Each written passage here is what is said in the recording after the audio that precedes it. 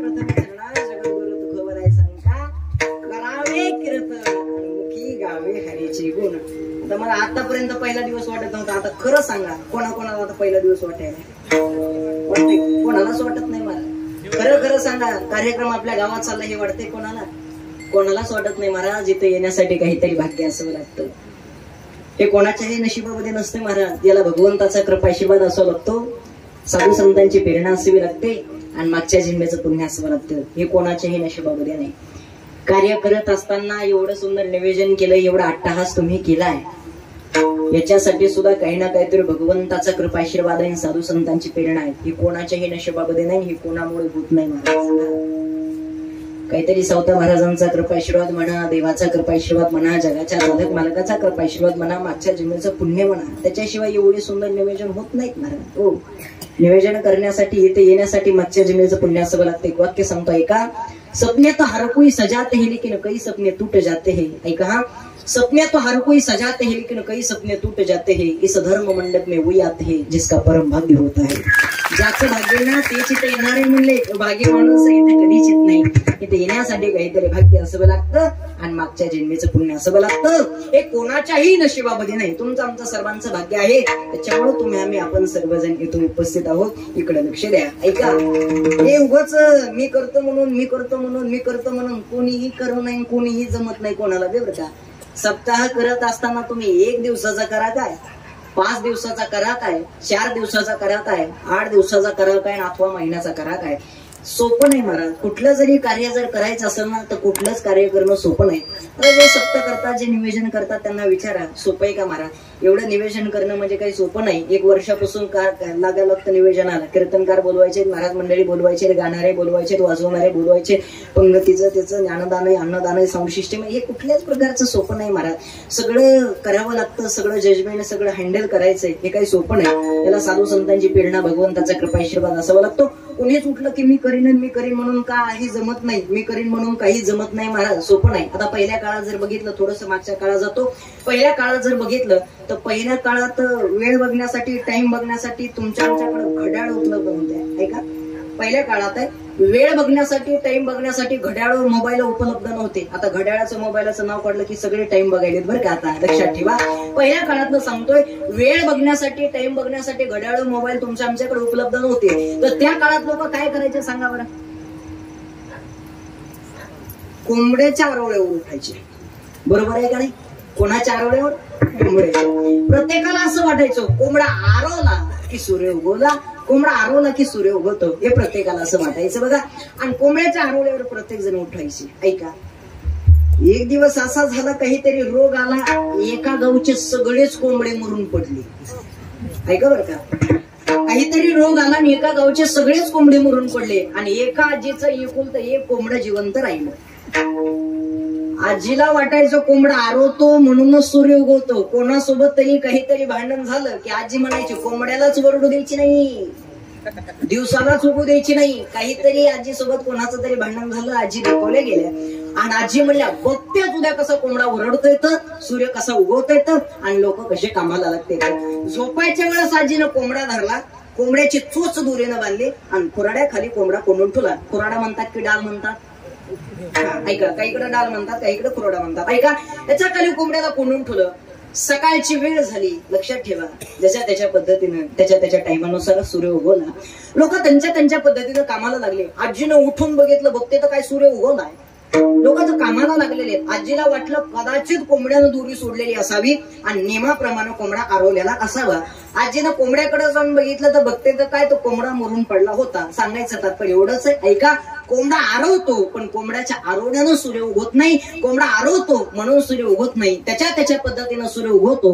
लोक त्यांच्या पद्धतीनं कामाला लागतात. तसं कार्यक्रमाचं निवेदन करायचंय हे कोणामुळे होत नाही. याला साधू संतांची प्रेरणा आणि भगवंताचा कृपाशीर्वादच असावा लागतो. त्याच्याशिवाय कुठल्याच प्रकारचं निवेदन होत नाही. याच्याकरता तुमच्या आमच्या सर्वांच्या पाठीशी भगवंताचा कृपाशीर्वाद आहे आणि साधू संतांची प्रेरणा आहे. याच्यामुळे एवढा अट्टहास, याच्यामुळे एवढं निवेदन आहे. काहीतरी कुठंतरी कधीतरी मनुष्य मनुष्याच्या जीवनामध्ये बदल व्हावा याच्याकरता तुम्ही आम्ही एवढा अट्टहास केला. यासाठी केला होता अट्टहास शेवटचा दिस गोड व्हावा.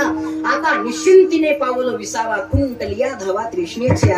माणसाच्या जीवनामध्ये कुठंतरी काहीतरी बदल व्हावा याच्याकरता तुम्ही आम्ही एवढा अट्टहास केलेला आहे. माझा विषय इथून बाजूला गेलता. ऐका, अभंगाच्या प्रथम चरणात जगद्गुरु तुकोबाराय सांगतात, करावे कीर्तन आणि मुखी गावे हरीचे गुण. महाराज सांगतात, जीवनामध्ये आलात ना तर कीर्तन करा आणि मुखाने हरीचं गुण गा. महाराज कीर्तन तर करायचंय, मुखाने तर हरीचं गुण गायचंय, पण खरे कीर्तनाचं महत्व तुम्ही सांगणार होते ना. कीर्तनाचे प्रकार आहेत कोणचे कोणचे. ऐका, गुण कीर्तन, लीला कीर्तन, सगुण कीर्तन आणि नाम कीर्तन. या कीर्तनापैकी नेमकं कीर्तन नेमकं करायचंय कोणचं. गुण कीर्तन करू नका, लीला कीर्तनही करू नका, सगुण कीर्तनही करू नका.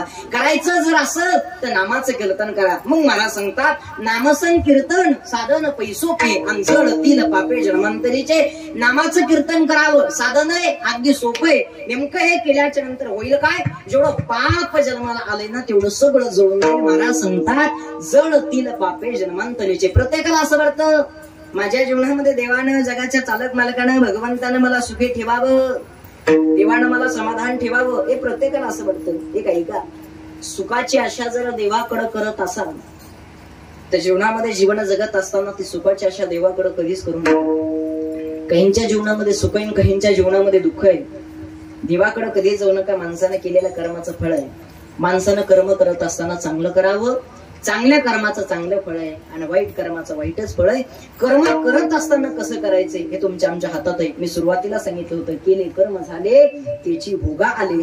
माणसानं जसं कर्म केलं तसं कर्म भोगायला येणार आहे. एक ऐका, जगाचा चालक मालक भगवंत हा तुम्हाला मला माफ करू शकतो ना, पण मनुष्यानं केलेलं कर्म, ते मनुष्याचं कर्म मनुष्याला कधीच माफ करणार नाही. एक ना एक दिवस ते कर्म तुम्हाला मला फेडावं लागणार आहे. अरे जगाच्या बापाला सुद्धा कर्म चुकलं नाही, तुम्हाला मला काय कर्म चुकणार आहे. कर्म राम वनवासा गेला, रामाला सुद्धा वनवासाला जावं लागलं, तुम्हाला मला कर्म भोगायला येत आहे. हे निश्चितच आहे महाराज, प्रत्येकाला जावं लागणार आहे. उदाहरण सांगताय का, आल्याच्या नंतर प्रत्येकाला जावं लागणार आहे. पण जाणं कसं असावं, एकीकडे जगद्गुरु तुकोबारायांचं जाणं बघा आणि एकीकडे भारताचा सम्राट धृतराष्ट्र त्याचं जाणं बघा. कर्म काय असतं सांगतो मी. भारताचा सम्राट धृतराष्ट्र काय श्रीमंती आहे त्याच्याकडे. आता भारताचा सम्राट म्हणल्याच्या नंतर एवढी श्रीमंती आहे महाराज, भारताचा सम्राट आहे, पण त्याचं कर्म बघा. ऐका, भारताचा सम्राट होता पण त्याला सुद्धा त्रास दिला. कोण त्रास दिला माहितीये का? 5 पांडवांमधून सगळ्यात ताकदवर पांडव कोण?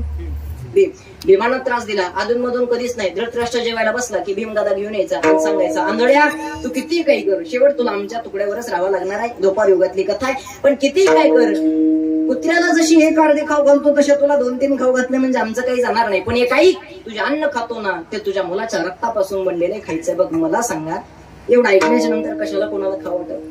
राग यायचा धृतराष्ट्राला, रागानं लालबुंद व्हायचा. धृतराष्ट्र काय करावं, एक दिवशी जंगलामध्ये गेला. त्या जंगलाला आपोआप आग लागली. आगीतून वाचवायचा प्रयत्न करायचा, परत आगीतच जाऊन पडायचा. त्या आगीतून वाचवायचा प्रयत्न करायचा, परत आगीतच जाऊन पडायचा. भारताचा सम्राट होता, एवढी श्रीमंती त्याच्याकडं, पण शेवटी आगीचे चटके खाऊन मृत्यू पावला. कर्म बघा, शेवटी आगीचे चटके खाऊन त्याला जावं लागलं. कर्मानं त्याला सुद्धा भीमानं त्रास दिला. महाराज जीवनामध्ये जीवन जगत असताना तुमच्याकडे किती श्रीमंती आहे, तुमच्याकडे किती धन आहे, तुमच्याकडे किती पैसा आहे, तुमच्या पैशाला किंमत नाही, तुमच्या धनाला किंमत नाही, तुमच्या श्रीमंतीला किंमत नाही. कर्म हे कोणाला चुकत नाही. माणसानं कर्म करत असताना चांगलं करावं. जीवनामध्ये जीवन जगत असताना ज्याचं जसं कर्म आहे तसा जगाचा चालक मालक भगवंत तुम्हाला आम्हाला फळ देणार आहे. एक गोष्ट लक्षात ठेवा, वरती गेल्याच्या नंतर तुम्ही नरकात जाणार आहे काय, स्वर्गात जाणार आहे काय, पाप आणि पुण्य दोन्ही समान असल्याच्या नंतर परत मृत्यू लोकांमध्ये जन्म होणार आहे काय, तुम्हाला मुक्ती भेटणार आहे की तुम्हाला मोक्ष भेटणार आहे हे तुमच्या आमच्या हातामध्ये नाही. ज्याच्या त्याच्या प्रारब्धानुसार, ज्याच्या त्याच्या कर्मानुसार जगाचा चालक मालक भगवंत ते फळ तुम्हाला आम्हाला देणार आहे. पण एक वाक्य लक्षात ठेवा, ज्या वारकरी संप्रदायामध्ये तुम्ही आलात या वारकरी संप्रदायावरती, या जगाच्या चालक मालकावरती, भगवंतावरती निष्ठा ठेवावी. महाराज वारकरी संप्रदाय, वारकरी संप्रदाय, वारकरी संप्रदाय म्हणजे काय? वारकरी संप्रदायाची सुरुवात, वारकरी संप्रदायाचं उगम काय? संत एकांती बैसली आणि सर्व ही सिद्धांत शोधले. ऐका, सिद्धांत शोधणारे साधू संत आहे. ज्या वारकरी संप्रदायाचे तुम्ही आम्ही पाईक आहोत, या वारकरी संप्रदायाचे सिद्धांत जर कुणी शोधले असतील तर हे साधू संतांनी शोधले. पण वारकरी संप्रदायाची निर्मिती ही जर कुणी केली असेल तर ही शंकरानं केली. जिथं शंकराचं वर्णन आहे तिथं आदी शब्द आहे. ज्ञानोबायांचा हरिपाठ बघा, हरिपाठामध्ये गुरु परंपरेचा अभंग आहे. त्याच्यामध्ये महाराज सांगतात आदिनाथ उमा आणि आदिनाथ गुरु. मला वाटतंय नाथांचे शब्द आहे, ओम नमः शिवाय आधी कावडी घेतली खंदी आणि मिळाली संत मंडळी. जिथं शंकराचं वर्णन आहे तिथं आदी शब्द आहे. त्याचं कारण आहे वारकरी संप्रदायाची निर्मिती, वारकरी संप्रदायाची सुरुवात करणारे जर कोण असतील तर हे शंकर आहे. आपल्या हा वारकरी संप्रदायाला 3 नावानं ओळखल्या जातात. पहिला वैष्णव संप्रदाय, दुसरा भागवत संप्रदाय आणि तिसरा वारकरी संप्रदाय. संप्रदाय एकच आहे, फक्त त्याची नावं बदलली. हजारो वर्षापूर्वी अंमलात आलेलं नाव वैष्णव संप्रदाय, 500 वर्षापूर्वी जे नाव अंमलात आलं त्याचं नाव भागवत संप्रदाय. आता जो आहे वारकरी संप्रदाय, वैष्णव संप्रदाय, भागवत संप्रदाय, अर्थातच वारकरी संप्रदाय. आणि याच वारकरी संप्रदायाचे तुम्ही आम्ही सर्वजण पाईक आहोत. वारकरी संप्रदायाचं सर्व ज्ञान, वारकरी संप्रदायाची निर्मिती करणारे हे शंकर आहेत. लक्षात ठेवा, पंढरपूरचे पहिले वारकरी जर कोण असतील ते हे सुद्धा शंकर आहेत. महाराज सांगतात एका जनार्दनी वैष्णव आणि शिरोमणी महादेव. अजून पुढे जाऊन सांगतो रंबा अधिक नाचती उभ्या जोडोनी हात आणि त्रिशूळ डमरू घेऊन आला गरजेचा तंत. निर्मिती करणारे शंकर, पंढरपूरचे पहिले वारी करणारे शंकर.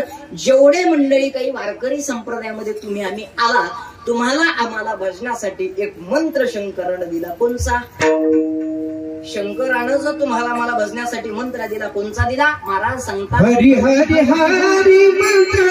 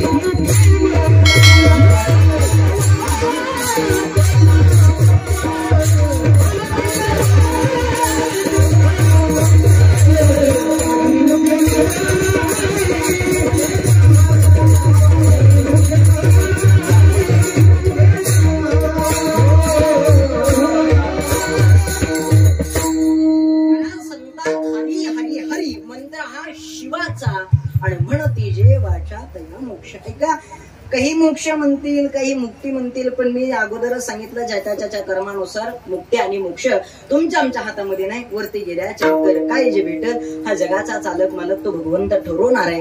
जन्माला आल्यापासून मरेपर्यंत नेमकं काय केलं, कसं वागलं, वरती निष्ठ निघल आणि निष्ठ निघण्याच्या नंतर मग नंतर देव तुम्हाला, देवाचा चालक मालक भगवंत मग विचार करत तुम्हाला नरकात पाठवायचंय, स्वर्गात पाठवायचंय की पुन्हा या मृत्यू लोकांमध्ये पाठवायचंय. एक गोष्ट लक्षात ठेवा, ज्यांना मोक्ष भेटला परत त्यांना या नरदेहाची प्राप्ती नाही. ज्यांना नरदेहाची प्राप्ती पाहिजे असतात त्यांना मोक्षाची गरज नाही. आणि एकदा जर काय मोक्ष भेटला तर परत हा नरदेह तुम्हाला मला भेटला नाही. आणि जर हा नरदेह पुन्हा नंतर जर भेटला नाही तर हा आनंद पुन्हा नंतर घेता येणार नाही. कारण हा सुख सोळा स्वर्गी नाही, हा जो आनंद आहे आनंद स्वर्गात सुद्धा नाही. त्याच्यामुळे महाराज सांगतात मृत्यू लोकी व्हावा जन्मामा. आम्हाला जन्म जर कुठं भेटावा तर आम्हाला मृत्यू लोकांमध्ये जन्म भेटावा. आणि मृत्यू लोकांमध्ये जर जन्म पाहिजे असेल तर मोक्ष तुम्हाला मला नकोय. हा जर मंत्र जर वाचला तर तुम्हाला मोक्ष भेटेल. ऐका, मंत्र देणारे शंकर, वारकरी संप्रदायाची निर्मिती करणारे शंकर, पंढरपूरचे पहिले वारकरी शंकर. सगळं वारकरी संप्रदायाचं ज्ञान शंकराकडे होतं. पार्वती माताचा एवढा हट्ट, मालक हे ज्ञान मला सांगा, मालक हे ज्ञान मला सांगा. ऐका, पार्वतीचा हट्ट होता. शंकरांना सांगितलं ज्ञान ऐकायचे ना. एके दिवशी पार्वती मातेला लवकरच उठवलं, समुद्राच्या पलीकडल्या कडीला घेऊन गेले आणि पार्वती मातेच्या कानामध्ये शंकरानं तोंड घातलं, ज्ञान सांगायला सुरुवात केली. ऐका, शंकर ज्ञान सांगू लागले आणि पार्वती ज्ञान ऐकू लागल्या. पण ज्ञान नावाचा पदार्थ हा मुळातच पचायला जड आहे, हा सहसा कोणाला पचत नाही. पार्वती माता ज्ञान ऐकू लागल्या, पण ज्ञान ऐकत असताना पार्वती माताला काय लागली? झोप लागली. काय लागली? झोप लागली. पार्वती माताला ज्ञान ऐकत असताना झोप लागली. हे ज्ञान व्यर्थ जाऊ नये, हे ज्ञान ऐकायचं होतं कोणाला माहिती का? विष्णूला. सूक्ष्मरूप धारण केलं, माशाच्या पोटामध्ये प्रवेश केला आणि ज्ञान ऐकायला सुरुवात केली. ऐका, शंकर ज्ञान सांगू लागले आणि विष्णू ज्ञान ऐकू लागले. ज्ञान सांगून झालं, विष्णूकडे ज्ञान मिळालं का? सहज मिळालं. सहज मिळाल्याची किंमत असते का? धन असो, श्रीमंती असो, पैसा असो, ज्ञान असो, सहज मिळालं त्याची किंमत आहे का? अजिबात नाही. विष्णूला त्याची किंमत कळली नाही. अहंकार झाला विष्णूला. माशाचं पोट फाडलं आणि माशाचं पोट फाडून बाहेर आले. ज्या माशाचं पोट फाडलं तो मासा विचार करत होता, माझा पोट फाडणारा कोण आहे? मासा पोहत पोहत पोहत पोहत पंढरपूरमध्ये चंद्रभागेमध्ये आला.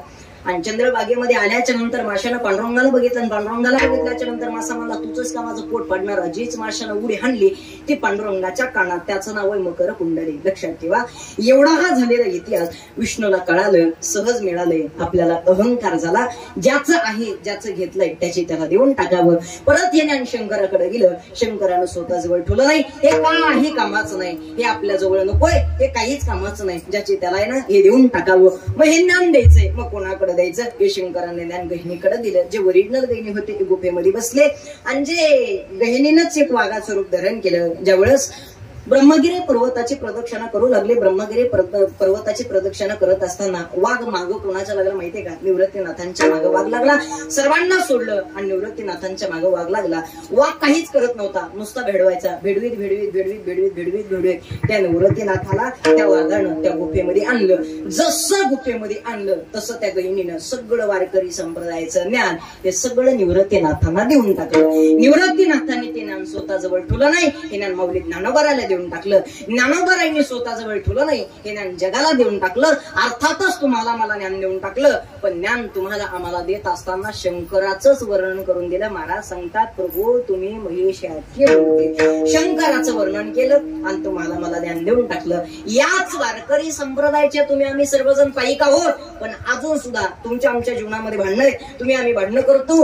आम्ही उभ्या गंधाचे आणि आम्ही आडव्या गंधाचे. पण महाराज सांगतात, हरी हरा भेद नाही नका करू वाद. आड जर काय असेल तर फक्त एक विलांटी आड आहे. हारी आणि हारा या शब्दामध्ये आड जर काय आहे तर फक्त एक विलांटी आड आहे. ज्या वारकरी संप्रदायाचे तुम्ही आम्ही पाईक आहोत ना, या वारकरी संप्रदायावरती निष्ठा ठेवावी. जीवनामध्ये जीवन जगत असताना प्रत्येकाला असं वाटतं देवानं, जगाच्या चालक मालकानं, भगवंतानं मला सुखी ठेवावं, समाधानी ठेवावं. याच्याकरता तुम्हाला कीर्तन करावं लागल. मुखाने हरीचं गुण गावं लागल. जर तुम्ही कीर्तन केलं, मुखाने जर हरीचं गुण गायलं तर काय होईल? तर जीवनामध्ये तुमच्या कुठल्याच प्रकारची बाधा होणार नाही. महाराज अभंगाच्या दुधे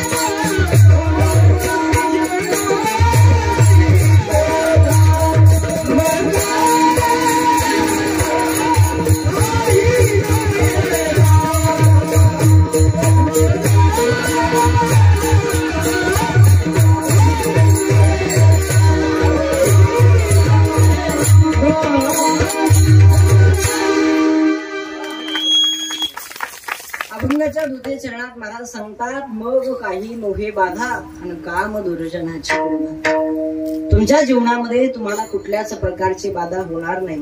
आपल्याला जर वाटत असेल देवानं मला सुखी ठेवावं, देवानं मला समाधानी ठेवावं, तर याच्याकरता करावे कीर्तन, मुखे गावे हरीचे गुण, मग काही नोहे बाधा काम दुर्जनाची क्रोधा.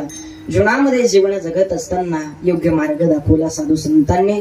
माणसाला संगत करत असताना साधू संतांची करा. एका संगतीनं माणूस बिघडतो सुद्धा आणि संगतीनं माणूस सुधारतो सुद्धा. फक्त संगत कोणाची करायची हे मात्र तुम्हाला मला कळलं पाहिजे. योग्य मार्ग दाखवणारे जर कोण असतील तर साधू संत आहेत. उगाच नाहीत म्हणा साधू संतांना. जगाच्या कल्याणा संतांच्या विभूती अंधेह कष्ट भीती परोपकारे. येथे उपकारासाठी आले घरच्या वैकुंठी. तुमच्यावरती आमच्यावरती उपकार करण्यासाठी, अर्थात तुमच्यासाठी आमच्यासाठी देह झिजवणारे जर कोण असतील ना ते मात्र साधू संत आहेत. माणसानं संगत करत असताना साधू संतांची करावी. कारण संतांची व्याख्या सांगत असताना अशी सांगितली महाराज, संतुष्टम सततम इति नाम संत. जे कायमरूपी संतुष्ट असतात ना त्याचं नाव संत असतं. माणसानं संगत करत असताना साधू संतांची संगत करावी.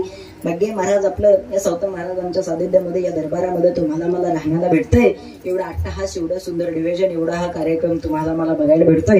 याच्या पलीकडे काय मोठं भाग्य पाहिजे. भारत देशामध्ये जन्माला आलो नवल काय. महाराष्ट्रामध्ये जन्म भेटलाय, या जिल्ह्यामध्ये जन्म भेटलाय, या तालुक्यामध्ये जन्म भेटलाय, या पवित्र अशा गावामध्ये जन्म भेटून एवढा तोला मोलाचा हा भव्य दिव्य अशा प्रकारचा कार्यक्रम तुम्हाला बघायला ऐकायला भेटतोय. याच्या पलीकडे काय मोठं भाग्य पाहिजे महाराज. भारत देशामध्ये जन्म भेटलाय तुम्हाला मला. भारत देशासारखा देश दुसरा कोणताच नाही. बाकीचे सगळे देश आहेत, भारत एवढीच माता आहे. महाराज सांगतात पवित्र ते कुळ पावन होतो देश. या भारत देशामध्ये तुम्ही आम्ही जन्माला आलो. जीवनामध्ये जीवन जगत असताना आनंदानं जगावं, प्रेमानं जगावं. या जगण्याला खरा अर्थ आहे. आता सध्याच्या काळात जर बघितलं दारादारामध्ये, गावागावामध्ये, भावाभावामध्ये, घराघरामध्ये वैल चालला. एकत्रित येण्याचं एकमेव ठिकाण जर कोणचं असेल ना तर हा धर्म मंडप आहे. इथे माणसानं कधीतरी यावं, इथला आनंद कधीतरी घ्यावा. इथे जेवढा आनंद आहे, इथे जेवढी मजा आहे, इथल्यासारखा आनंद आणि इथल्यासारखी मजा जीवनामध्ये दुसरीकडे कुठंच नाही. माणसानं संगत करत असताना साधू संतांची करा. जीवनामध्ये जात असताना या जगाच्या चालक मालकाकडे, या भगवंताकडे जावं. वारंवार कुठेही कधीही केव्हाही निस्वार्थ सांभाळणारा जर कोण असेल तर हा जगाचा चालक मालक भगवंत आहे. अतिशय सुंदर अशा प्रकारचं, गोड अशा प्रकारचं दृष्ट लागावं एवढं सुंदर हे केलेलं कार्यक्रमाचं निवेदन आहे. खरोखरच बघा, आपुलिया हिता दिवासे जागता धन्य माता पिता तयाची कुळी कन्या पुत्र होती जे सात्विक तयाचा हरिक वाटे देवा शुद्ध विजा पोटी फळे रसाळ गोमटी मुखी अमृताची वाणी अंधेह देवाचे करणे. खरोखरच अण्णांनी आमच्या अमोल दादांनी दृष्ट लागावं एवढं सुंदर हे केलेलं कार्यक्रमाचं निवेदन आहे. भगवंताच्या चरणी, माऊली ज्ञानोबारांच्या चरणी, संत महाराजांच्या चरणी एवढंच मागणार आहे. आता रोपट तर लावलं, येवलेसे रोप लाविले द्वारे आणि त्याचा वेळू गेला गगनावर आहे. संत महाराजांच्या चरणी, भगवंताच्या चरणी, तुमच्या आमच्या सर्वांच्या चरणी एवढंच मागणार आहे. जोपर्यंत चंद्र आणि सूर्य ना तोपर्यंत एवढाच तोला बोलाने हा भव्य दिव्य अशा प्रकारचा कार्यक्रम होत राहा. एवढंच भगवंताच्या चरणी मागणार आहे. तुम्ही करत राहा. जीवनामध्ये जीवन जगत असताना आनंदानं जगावं, प्रेमानं जगावं. करत राहा. साधू संतांचा, भगवंताचा कृपाशीर्वाद तुमच्या आमच्या पाठीशी आहे. वारंवार हा जगाचा चालक मालक भगवंत तुम्हाला मला सांभाळणार आहे. महाराज सांगतात करावे कीर्तन मुखी गावे हरीचे गुण. मग काही नोहे बाधा काम दुर्जनाची क्रोधा. काळाला सुद्धा नागवायची ताकद जर हातात कोणाची असेल तर या देवाच्या, या जगाच्या चालक मालकाच्या हातात शांती खडग हाती आणि काळा सीते नागविते. नाही तर मनुष्य जर भेद जर कशाला असेल तर फक्त काळाला भेटतो. पण या काळाला सुद्धा नागवायची ताकद हातात कोणाच्या तर या देवाच्या, या जगाच्या चालक मालकाच्या हातात आहे. हा जगाचा चालक मालक हा भगवंत जर आमचा कोण आहे तर महाराज सांगतात हा जगाचा चालक मालक भगवंत आमचा दाता आहे, आमचा सखा. या जगाच्या चालक मालकाकडे भगवंताकडे जावं. तुका म्हणे दाता सखा आणि ऐसा अनंता सारिखा. या जगाच्या चालक मालकाकडे भगवंताकडे जावं. निष्ठा ठेवत असताना या जगाच्या चालक मालकावरती भगवंतावरती ठेवा. अतिशय सुंदर अशा प्रकारचं हे केलेलं कार्यक्रमाचं निवेदन. आजच्या पहिल्या दिवसाची सेवा माझ्यासारख्या बालकाकडे, माझ्यासारख्या पामराकडे, माझ्यासारख्या अज्ञानाकडे आलेली आहे. त्यामध्ये मी माझं परमभाग्य समजतो. रावी तात्यांच्या मार्गदर्शनाखाली हा भव्य दिव्य अशा प्रकारचा कार्यक्रम चालू आहे. सर्वच मंडळी कार्यक्रमाला उपस्थित झाली. सर्व गुणीजन मंडळी, वैवृद्ध मंडळी, ज्ञानवृद्ध मंडळी, तपवृद्ध मंडळी, ज्येष्ठ श्रेष्ठ मंडळी कार्यक्रमासाठी उपस्थित आहात. तरी सुद्धा तुम्हाला सर्वांना धन्यवाद देऊन अतिशय सुंदर अशा प्रकारचं हे केलेलं कार्यक्रमाचं नियोजन आहे. वेळ संपलेली आहे. वाढू का थोडस? 10 मिनिटं घेऊ का? 10 मिनिटं 10-15 मिनिटं घेतो. लक्षात ठेवा, काही अडचण नाही. कारण माझं कसं माहितीये का, मी वेळेच्या पुढेही जात नाही आणि वेळेच्या आतही संपत नाही. पावसानं रपारपा यावं निघून जावं, वामळ आणि झडगं लावू नये. हा तसं माझं केलं. वेळेच्या पुढेही जात नाही आणि वेळेच्या आतही संपत नाही. बघा, तुमची जर इच्छा असेल तर अजून 10 मिनिटं वाढू शकतो मी. खाली बसलेले तुम्ही बोर झालात का? बोर झालात का? नाही ना? महिला मंडळीकडे बोर झाला? दादा बोर झाला नाही ना? कुणी नाही ना झालं बोर? आणि जर बोर झाला असेल तर एकदा चहा सांगू का? नाही ना? तसं काय? हा, मग इकडे लक्ष द्या. ऐका, शेवट 10 मिनिटं घेतो, लक्ष देऊन ऐका. जीवनामध्ये जीवन जगत असताना या देवाकडे तर जायचंय, या जगाच्या चालक मालकाकडे जायचंय. आणि संगत करत असताना कोणाची करायची असेल तर माणसानं संगत करत असताना या साधू संतांची करावी. योग्य मार्ग दाखवणारे जर कोण असतील तर साधू संत. एक वाक्य लक्षात ठेवा, प्रत्येकाला असं वाटतं देवानं मला सुखी ठेवावं, देवानं मला समाधानी ठेवावं, माझ्या जीवनामध्ये जगाच्या चालक मालकाला भगवंताने सुख देवं, श्रीमंती द्यावी, धन द्यावं, पैसा द्यावा. एक ऐका, धनाची गरज कोणाला? ज्याच्याजवळ धन नाही, ज्याच्याजवळ पैसा नाही त्याला धनाची गरज आहे, त्याला पैशाची गरज आहे. पण लक्ष्मी ज्याच्या पायाची दासी झाली त्याला पैशाची गरज आहे. लक्ष्मी ज्याच्या पायाची दासी झाली त्याला पैशाची गरज नाही, त्याला धनाची गरज नाही. पाय लक्ष्मीचे हाती अंतिशी यावे कापड होते.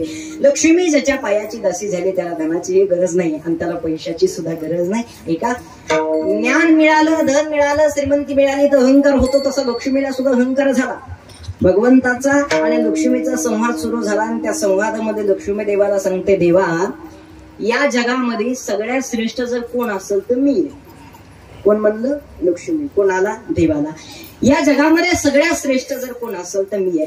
हे जग कोणामुळे जर चालत असेल तर हे जग माझ्यामुळे चालतं. लक्ष्मी भगवंताला असं बोलू लागले. भगवंताने हात जोडले. भगवंत सांगतात, लक्ष्मी तोंडाळ म्हणून काहीच उपयोग नाही, मला सिद्ध करून दाखवावं लागेल. ठीक आहे, वेळ आल्याच्या नंतर मी नक्की सिद्ध करून दाखवून. गावामधून प्रेत यात्रा जाऊ लागली आणि त्या प्रेत यात्रेमध्ये लक्ष्मीने पैशाचा पाऊस पाडायला सुरुवात केली. त्या प्रेत यात्रेमध्ये लोकांना काय केलं माहितीये का?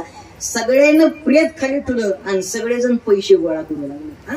काय केलं? त्या प्रेत यात्रेमधल्या लोकांना प्रेत खाली ठेवलं, सगळेजण पैसे गोळा करू लागले. जाऊ द्या, त्या प्रेत यात्रेचं जाऊ द्या. उदाहरणार्थ जर आपल्या कीर्तनातच जर पैशाचा पाऊस पडलाच तर तुम्ही कीर्तन नाही का राहता का?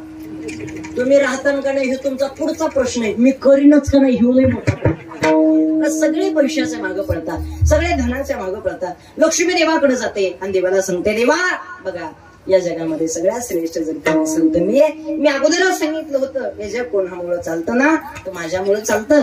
ज्या प्रेत यात्रेमध्ये मी पैशाचा पाऊस पडायला सुरुवात केली ना, त्या प्रेत यात्रेमधल्या लोकांना प्रेत खाली ठेवलं आणि सगळेजण माझ्या मागे पडताय. भगवंताने हात जोडले. भगवंत सांगतात, लक्ष्मी तुझा अगदी बरोबर आहे, पण एक गोष्ट लक्षात ठेव, ज्या प्रेत यात्रेमध्ये तो पैशाचा पाऊस पडायला सुरुवात केली त्या प्रेत यात्रेमधले लोक तुझ्याकडे आले. ऐका बरं, काय? ज्या प्रेत यात्रेमध्ये तू पैशाचा पाऊस पडायला सुरुवात केली ना त्या प्रेत यात्रेमधले लोक तुझ्याकडे आले. ते प्रेत अजून तुला बघून काही उठलेलं नाही. लक्ष्मी सांगते, देवा ते उठणच कसं? त्याच्यात रामच राहिलेला नाही. भगवंत सांगतात, लक्ष्मी प्रश्नाचं जर उत्तर कळालं असेल तर मी शांत बसू का? लक्ष्मी म्हणजे असं कोड्यात मग बोलू नका, मला स्पष्ट सांगा. भगवंताने स्पष्ट सांगितलं, एक लक्ष्मी जोपर्यंत शरीरामध्ये मी आहे तोपर्यंत तुला किंमत आहे, आणि एकदा जर का मी शरीरामधून निघून गेलो तर तुला कवडीची सुद्धा किंमत नाही. धनाला, श्रीमंतीला, पैशाला किंमत कशामुळे? तो जोपर्यंत तुमच्या आमच्या शरीरामध्ये राम आहे तोपर्यंत धनाला, पैशाला किंमत आहे. एकदा शरीरामधून राम निघून गेला की धनालाही किंमत नाही, श्रीमंतीलाही किंमत नाही आणि पैशालाही किंमत नाही. जीवनामध्ये जीवन जगत असताना किंमत आहे, पण कोणामुळे? ह्या जगाच्या चालक मालकामुळे, ह्या भगवंतामुळे. एक ऐका, या काळाला सुद्धा नागवायची ताकद या देवाच्या, ह्या जगाच्या चालक मालकाच्या हातात आहे. आल्याच्या नंतर प्रत्येकाला जावे लागणार आहे, कारण जिथं जन्म भेटलाय त्याचं नावच आहे मृत्यू लोक. देवाला सुद्धा अवतार संपवावे लागले, तुम्हाला मला जावं लागतंय, त्यात काहीच नवल नाही. येते नाही उरो आले अवतार आणि रती पामर जीव किती. इथं राहणारा, इथं उरणारा एकही अवतार आलेला नाही, एकही अवतार झालेला नाही. इथं आल्याच्या नंतर प्रत्येकाला जावाच लागणार आहे. जाणं हे प्रत्येकाचं निश्चित आहे. जीवनामध्ये जीवन जगत असताना माणसानं कसं जगावं? आयुष्य फार छोट आहे. 1 दिवसाचं, 1.5 दिवसाचं ते 2 दिवसाचं आयुष्य आहे. ऐका, जन्माला येणंही हातात नाही आणि जाणंही हातात नाही. वृक्षाची पाने हवे ज्याची सत्ता, वृक्षाचं पान हलवायची सत्ता जर हातात कोणाच्या असेल तर जगाच्या चालक मालकाच्या भगवंताच्या हातात आहे. येणंही ज्याच्या हातात नाही, जाणंही ज्याच्या हातात आहे त्याला देव आणि साधू संत असं म्हणतात. येणंही ज्याच्या हातात नाही आणि जाणंही ज्याच्या हातात नाही त्याला मनुष्य असं म्हणतात. विचार करून बघा, येणंही हातात नाही, जाणंही हातात नाही, पण आल्याच्या नंतर जावं लागतंय हे प्रत्येकाला निश्चित आहे. प्रत्येकाला जावंच लागतंय. पण जगत असताना असं जगावं. गेल्याच्या नंतर 4 माणसाने आदरण नाव घेतलं पाहिजे. मनुष्य किती दिवस जगला याला काही किंमत नाही, मनुष्य कसा जगला याला फार मोठी किंमत आहे. त्याच्याकरता जीवनामध्ये जीवन जगत असताना कसं जगायचंय? गेल्याच्या नंतर 4 माणसाने आदरण नाव घेतलं पाहिजे. गेले दिगंबर मरणा आधी सावध व्हावे, कीर्ती करून मरावे. तुका म्हणे एका मरणाची सरे उत्तमची उरे कीर्ती मागे. तुका म्हणे पावटणे आणि करू स्वर्गाची निशाणी. असं जगावं, असं जगावं की गेल्याच्या नंतर सुद्धा 4 माणसाने आदरण नाव नाव घेतलं पाहिजे. या जगण्याला खरा अर्थ आहे. अरे आपला दुश्मन जरी असेल तर म्हणला पाहिजे होता दादा चांगला होता, गेल्या जीवनामधून निघून प्रत्येकाला इथं आल्याच्या नंतर जावा लागणार आहे. विचार करा, अवताराला येणं साधू संतांच्या देवाच्या हातात आहे. देव अवताराला येतो धर्माचं रक्षण करण्यासाठी, साधू संत अवतार येतात तुम्हाला मला मार्गाला योग्य दाखवण्यासाठी. देव कोणाला म्हणावं, संत कोणाला म्हणावं, साधक कोणाला म्हणावं आणि मनुष्य कोणाला म्हणावं. ऐका बरं का, जो कधीच रस्ता चुकत नाही याला देव म्हणा, जो कायम रस्ता चुकत राहतो याला मनुष्य म्हणा, जो योग्य रस्त्यानं चलत राहतो याला साधक म्हणा, आणि चुकलेल्या रस्त्याला योग्य रस्ता दाखवून देतो याला संत म्हणा. कारण संतांचं कामच एवढं असते, अज्ञानाला लावावे सन मार्गाशी, अज्ञानाला योग्य मार्गाला लावण्याचं काम जर कोणाचं असेल तर साधू संतांचं. एका जगद्गुरु तुकोबराय ज्यावेळेस जगाच्या चालक मालकासोबत भगवंतासोबत वैकुंठाला निघून गेले, वैकुंठाला जाणारे तुकोबराय वैकुंठाहून परत 3 वेळेस खाली आले. मला सांगा, वरती गेलेला मनुष्य खाली येतो का? एकदा गेल्याच्या नंतर खाली येणार आहे का? वरती एकदा गेल्याच्या नंतर कोणानंतर खाली येत नाही. पण तुकोबराय जगाच्या चालक मालकासोबत वैकुंठाला जातात आणि वैकुंठाला गेलेले तुकोबराय 3 वेळेस खाली आली. कोणाकोणासाठी माहितीये का? एकदा निळोबारायांसाठी, एकदा संताजी महाराजांसाठी आणि एकदा भागीरथीसाठी. 3 वेळेस खाली येणारे तुकोबराय. म्हणजे अवताराला येणंही हातात आहे आणि वैकुंठाला जाणंही हातात आहे जगद्गुरु तुकोबरायांच्या. समाधी घेणं कोणाच्या हातात आहे? माऊली ज्ञानोबरायांच्या. जल समाधी घेणं कोणाच्या हातात आहे? नाथ महाराजांच्या. का तर येणंही त्यांच्या हातात आहे, जाणंही त्यांच्या हातात आहे. एक ऐका, समाजासाठी जे आवश्यक असतात ते जीवनातून लवकर निघून जातात, म्हणजे काहीच कामाचे नाही त्यांची लोक अभिषेक घालू कदरतात पण जात नाही. काही कामाचे नसणारे ऐका, समाजासाठी आवश्यक असतात जीवनामध्ये जीवन जगत असताना साधू संतांची समाजाला फार गरज होती. सावता महाराजांची गरज होती, निघून गेले महाराज. ज्ञानोबरायांची गरज होती, निघून गेले. जगद्गुरु तुकोबरायांची गरज होती, निघून गेली. आणि जे काहीच कामाचे नाही ते लवकर जातच नाहीत महाराज. एका गावामध्ये एक जण राहत होता, काहीच करत नव्हता, खायचा प्यायचा झोपायचा, खायचा प्यायचा झोपायचा. बायको म्हणले का हो, 4-5 दिवस दिवाळीचा सण आलाय, लोकांचे लेकर गुलाबजामू खाते, लाडू खाते, आपले लेकर नुसते दुसऱ्याच्या लेकराच्या तोंडाकडे बघते. तुम्ही काहीतरी काम करा. त्याला काहीतरी काम करायला सांगितले की हो म्हणायचं, मरूनच जातो. बायको सुद्धा एक दिवशी ठरली. बायको म्हणली जा बरं काय करायचं ते करा. ते पाट 5 वाजता पुलावर आलं, उडी मारतो म्हणला, मरूनच जातो. आणि त्या पुला खालून एक भाजीवाला भैया जाऊ लागला. कमळाच्या फुलाच्या जशा पाकळ्या असतात तशी त्यांना टोपल्यामध्ये भाजी ठेवलेली. घेणं पुलावून उडी हाणली. जशी उडी हाणली तसं हे थपकून भाजीच्या टोपल्यात पडलं. माय जशी लेकराला मांडीवर घेते ना तसं हे भाजीच्या टोपल्यात पडलं. नवल ऐका, वरचं गेलं नाही, टोपल्या खाल्लं मेलं. आणि ते भाजीवाला सांगून आलं होतं पोरायला, आज जेवढ्याची भाजी कर तेवढ्याचे फटाकडे तुम्हाला. त्याचे पोरं खुश होते, माझे पप्पा फटाकडे आणणार आहे. ते पुला खाली मेलं. आणि ज्याची बायको खुश होती, कायमची खटखट गेली, ते दुपारच्या जेवणाला घरी आणलं. काय सांगा, समाजासाठी आवश्यक असणारे लवकर निघून जातात. जीवनामध्ये जे समाजासाठी आवश्यक आहेत ना ते लवकर निघून जातात. जीवनामध्ये जीवन जगत असताना आनंदानं जगायचंय, प्रेमानं जगायचंय. कारण मृत्यू लोकांमध्ये एकदा जन्माला आलोत ना, पुन्हा नंतर हा जन्म भेटेल का नाही काही भरोसा नाही. महाराज सांगतात, श्याम तिकडे वाहते आणि काळा सीते नागविते. या काळाला सुद्धा नागवायची ताकद हातात कोणाच्या आहे तर देवाच्या हातात आहे, जगाच्या चालक मालकाच्या हातात आहे. का बरं? हा जगाचा चालक मालक भगवंत तर आमचा कोण असं? तर हा जगाचा चालक मालक भगवंत आमचा दाता आहे, आमचा सखा आहे. महाराज सांगतात, तुका म्हणे दाता सखा अनंत सलिका. या जगाच्या चालक मालकाकडे भगवंताकडे जावं. जीवनामध्ये संसारिक श्रीमंती, प्रापंचिक श्रीमंती ही काही कामाची नाही. आज आहे तर उद्या नाही. पण जीवनामध्ये जीवन जगत असताना असं जगावं. गेल्याच्या नंतर जगाच्या चालक मालकांना भगवंतानं आपली बिलं काढली पाहिजे. या जगण्याला खरा अर्थ आहे. माणसानं जगत असताना आनंदानं जगा, प्रेमानं जगा. या जगण्याला खरा अर्थ आहे. झालंय माझं कीर्तन, शेवटचे 5 मिनिटं घेतो. हे सर्वांनी सर्वांगाचे कान करून लक्ष देऊन ऐका. जीवनामध्ये जीवन जगत असताना या जगाच्या चालक मालकाकडे भगवंताकडे तुम्हाला मी जायला सांगितलं. संगत करायचं असताना कोणाची करायची असेल तर संतांची करावी, हे सुद्धा मी तुम्हाला सांगितलं. पण एक ऐका, ज्या माईनं ज्या बापानं तुम्हाला मला जन्माला घातलंय ना दादा, त्या महिलांना त्या बापाला कधीच विसरू नका. वारंवार कुठेही कधीही केव्हाही जर सांभाळणारे जर कोण असतील ना ते मात्र आई वडील आहे. ज्याला हात नाही त्याला हाताची किंमत विचारा, ज्याला पाय नाही त्याला पायाची किंमत विचारा, ज्याला माई नाही त्याला मायेची किंमत विचारा, ज्याला बाप नाही त्याला बापाची किंमत विचारा. इथं बसलेल्यापैकी कोणाला माय नसल, इथं बसलेल्यापैकी कोणाला बाप नसल, तुमच्या डोळ्यात पाण्याशिवाय राहणार नाही दादा. जीवनामध्ये जीवन जगत असताना आळंदीला जाऊ नका, पंढरपूरला जाऊ नका, घरी बसल्या बसल्या आई वडिलाची सेवा करा. सगळ्या तीर्थक्षेत्राचं पुण्य आई वडिलाच्या सेवेमध्ये लागल. माय बाप केवळ काशी आणि ते नेणं जावे तीर्थाशी. कुठं जायची गरज नाही, घरी बसल्या आई वडिलाची सेवा करा. सगळ्या तीर्थक्षेत्राचं पुण्य तुम्हाला तुमच्या आई वडिलाच्या सेवेमध्ये लागल दादा. धन श्रीमंती पैसा हे भेटत राहणार आहे. एकदा जीवनातले आई वडील निघून गेले तर पुन्हा नंतर भेटणार नाही. काय करायचे धन, काय करायची श्रीमंती, काय करायचे पैसा, काही उपयोग नाही. एकदा जीवनातला व्यक्ती निघून गेला ना तर पुन्हा नंतर येणार नाही. धन हे भेटत राहणार आहे, श्रीमंती ही भेटत राहणार आहे, पैसा हा भेटत राहणार आहे. जीवनामध्ये माणसाला सेवा करत असताना जर कोणाची करायची असेल तर आईवडिलाची सेवा करा.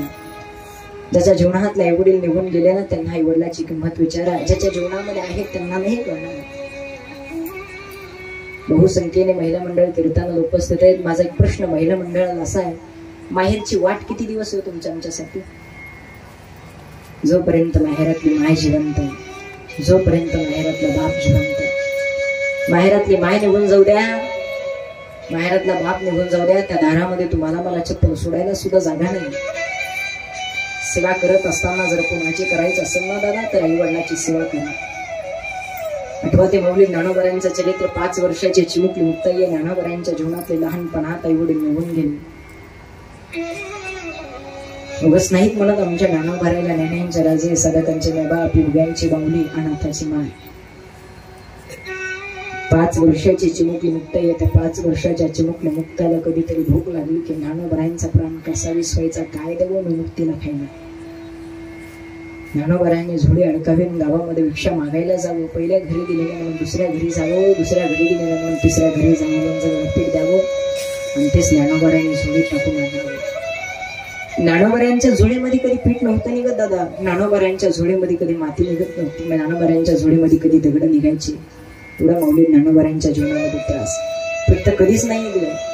कुणी माती टाकायचं तर कुणी दगड टाकायचे ज्ञानोबरायांच्या झोळीमध्ये. एवढा मौलिक ज्ञानोबरायांनी जीवनामध्ये संघर्ष, एवढा मौलिक ज्ञानोबरायांनी जीवनामध्ये त्रास सहन केला. ऐका, जसं जीवनातल्या एवढे निघून गेलेत ना दादा, प्रत्येकाच्या जीवनामध्ये त्रास आहे. इमारतीचा पाया म्हणजे बाप आहे, दगडावर घसटणारं चंदन म्हणजे बाप आहे.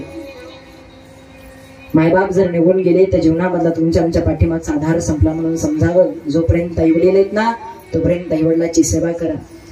धन भेटणार आहे, श्रीमंती भेटणार आहे दादा, पण धनाने मोठं म्हणता येणार नाही. श्रीमंत कोणाला म्हणावं? ज्याच्याकडे धन आहे त्याला श्रीमंत नाही म्हणावं. ज्याच्याकडे फार मोठ्या गाड्यात म्हणजे त्याच्यावरती त्याची श्रीमंती नाही. एखाद्याकडे फार मोठ्याले घर आहेत म्हणजे त्याच्यावरती त्याची श्रीमंती नाही. या जगामध्ये सगळ्या श्रीमंत जर मनुष्य कोण असेल ना तर ज्याच्या घरामध्ये माई आणि बाप आहे आणि त्या माईच्या आणि बापाच्या चेहऱ्यावरती कायम हसोय ना दादा, हा जगात सगळ्यात श्रीमंत मनुष्य होतोय दादा. आई वडिलांना सांभाळा, आई वडिलांना विसरू नका. वारंवार कुठेही कधीही केव्हाही सांभाळणारे जर कोण असतील ना आई वडील महाराज सांगतात, माय बाप केवळ काशी आणि ते नेणं जावे तीर्थाशी. घरी बसले बसल्या आई वडिलाची सेवा करावी. सगळ्या तीर्थक्षेत्राचं पुण्य आई वडिलांच्या सेवेमध्ये लागल. जीवनामध्ये जीवन जगत असताना आनंदानं जगा, प्रेमानं जगा. या जगण्याला खरा अर्थ आहे. माणसानं माणुसकीनं जगावं, माणसाची माणुसकी सांभाळा. एवढा अट्टहास पुण्याने केला. कशासाठी? माणसाच्या जीवनामध्ये कुठंतरी काहीतरी बदल व्हावा याच्याकरता जीवनामध्ये एवढा अट्टहास सहन केला ना.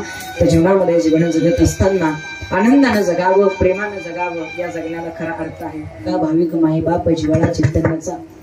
पाया पूर्ण सांगतो जपा लेकरा बाळा, ऐका भाविक माय बाप जिव्हाळा चैतन्याचा. नको द्वेष नको मत्सर फुलवा नाताचा मळा, ऐका भाविक माय बाप जिव्हाळा चैतन्याचा. बांधावरची भांडण टाळा कुंभा प्रेमाच्या मळा, ऐका भाविक मायबाप जिव्हाळा चैतन्याचा. नको परिस्थितीचे कारण लेकरांना शिकवा धार्मिक शिक्षण व शाळा, ऐका भाविक मायबाप जिव्हाळा चैतन्याचा. जीव तोडून सांगतो जिव्हाळा चैतन्याचा. झालेली सेवा ज्ञानोबरायांच्या चरणी, गुरुवरांच्या चरणी, संत महाराजांच्या चरणी, तुम्हा सर्वांच्या चरणी सेवा समर्पित करून इथेच मी माझ्या सेवेला पूर्णविराम देतो. एकदा सर्वांनी हाताने टाळी आणि मनाने भजन करायचे. विठोबा कुमार